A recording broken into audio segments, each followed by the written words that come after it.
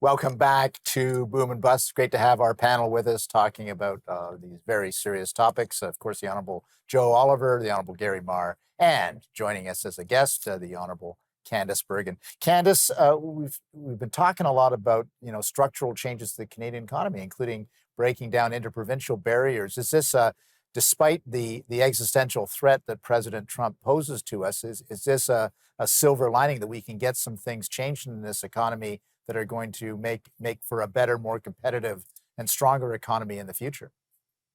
Yeah, absolutely. And I agree.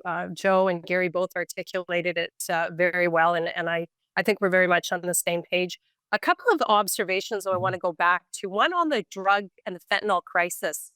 I've heard now a couple of times, and I heard it yesterday again with Secretary Ludnick about China, us allowing China to get pump fentanyl into Canada. And you will recall back in the 2019 election under Andrew Scheer, and then I believe again in 2021 under Aaron O'Toole, part of Conservative policy was really to crack down on that. Of course, the Liberals not only did not do that, didn't commit to doing it, but have this policy of government-funded drug dens, et cetera. So I do believe, although we're doing a lot at the border, there's something still missing in our approach to the fentanyl crisis that I think, trying to read the tea leaves, the Trump administration is wanting us to address.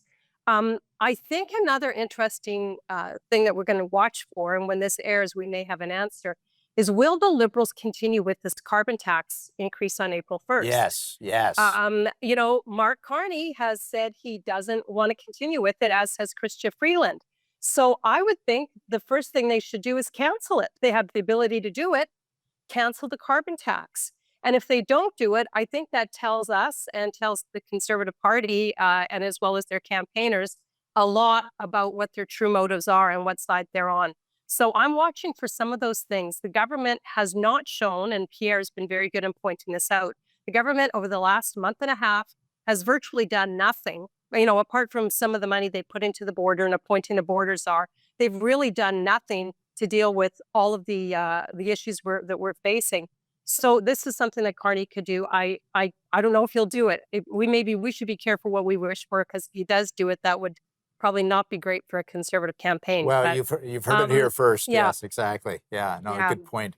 Joe? I mean, yeah, if I could just follow up on that in that regard, I think there is a reasonable chance he'll do it, but it'll be subterfuge because his alternative to what is now called a consumer carbon tax is an industrial carbon tax, which will end up costing people as much, and I think actually more money. Let's not forget that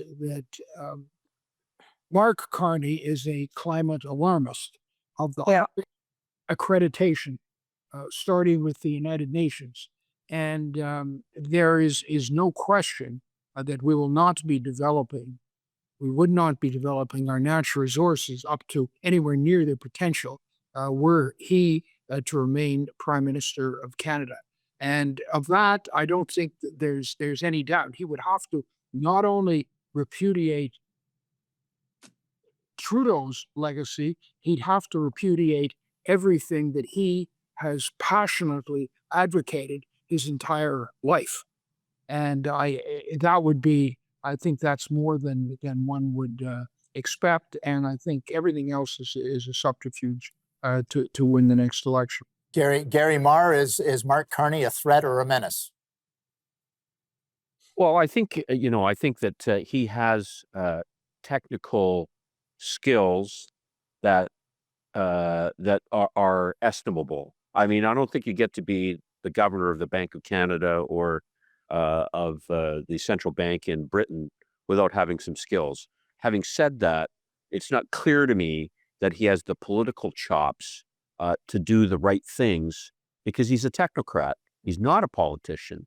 And I think that, sometimes technocrats get caught up in ideological things that are actually not the right thing to deal with. And if you've seen Mr. Carney, try and talk about, his policy, Right. he's not particularly good. One-on-one, he's not bad. But when he's faced with a barrage of questions, Sure. he is not very good, because he's not a politician. and he doesn't have that skill set.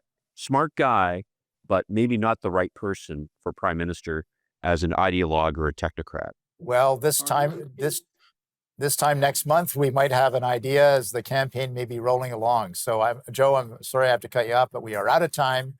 But I'm looking forward to our next chat for the monthly panel. Thanks for joining us today.